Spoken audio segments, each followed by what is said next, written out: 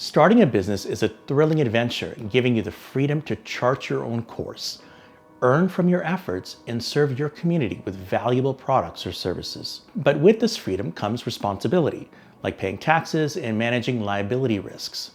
Choosing the right business structure is one of the most critical decisions you'll make. Today, I'll guide you through Canada's 4 main business structures and the 5 key factors to consider when choosing what's right for you. Let's start with reviewing the 4 business structures. A sole proprietorship is the simplest business structure, owned and operated by one individual. The owner has full control over decisions, but is personally liable for all business debts and obligations. Income is reported on the owner's personal tax return, making it straightforward, but with limited legal separation from the business. In this case, the business invoices under their own personal name. A partnership involves 2 or more individuals or entities sharing ownership of a business. Partners share profits, losses, and responsibilities based on a partnership agreement. There are 2 main types: general partnerships, where all partners have equal liability, and limited partnerships, where some partners have limited liability. A corporation is a separate legal entity from its owners, providing limited liability protection.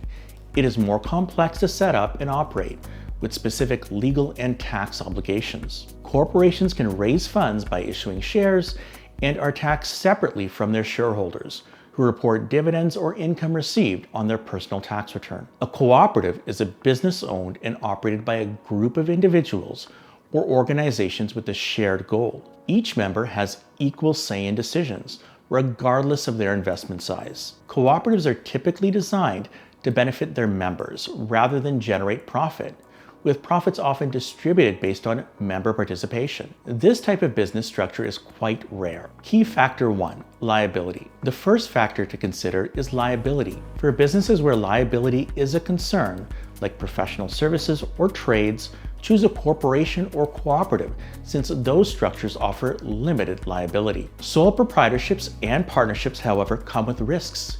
If someone sues you, you will be personally liable, which puts any assets you own under your personal name at risk, including a home, a vehicle, and so on. Industries where liability is more of a concern include manufacturing, the food industry, the trades, and even professional services like lawyers or dentists. Key factor number 2, tax deferral. The next factor is for tax implications. For businesses earning over $100,000 in profit annually, incorporation often leads to significant tax savings by deferring taxes on profits left within the business. Let me explain with an example. If the business is structured as a sole proprietorship, all of the profit is taxable to the proprietor.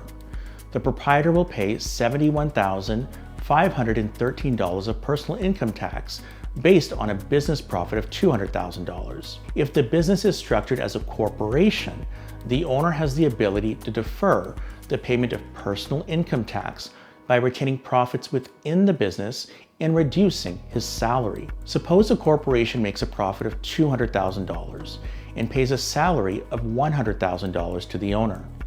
In this situation, the corporation will pay corporate income tax of $12,200, and the owner will pay personal income tax of $26,136 on his salary. The total burden of tax equals $38,336, which is significantly less than the taxes paid by the sole proprietor. Key factor number 3, who is involved. Factor 3 is about who is involved in the business, as it will impact operational dynamics, legal responsibilities, and tax strategies. Their level of involvement will also matter. Are they actively involved or silent investors? That impacts liability and control within the business. If you're choosing to run your business democratically, where all members have an equal say, a cooperative may be ideal. This is a rare business structure, but works well for not-for-profit organizations, as well as some businesses whose goal is to meet the needs of the members rather than maximize profits. If you choose to get family involved, structures like a corporation or partnership may allow for income splitting, reducing your overall tax burden. In the case where you are the only operator, a sole proprietorship may be ideal if liability is not a concern. Key fact number 4, Optics. How you want your business to be perceived matters.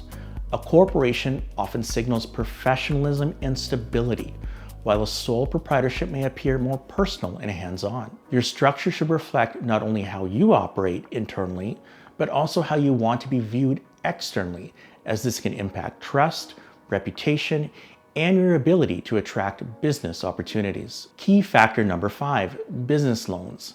The last thing to consider is whether or not you plan to get a business loan, as your structure may affect financing options.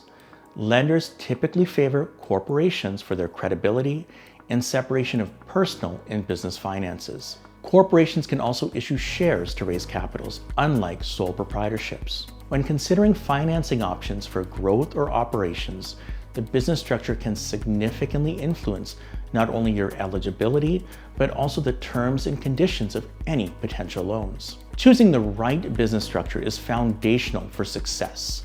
Consider your needs, goals, and growth plans carefully to build a structure that supports long-term financial efficiency and security. Need help making the right choice?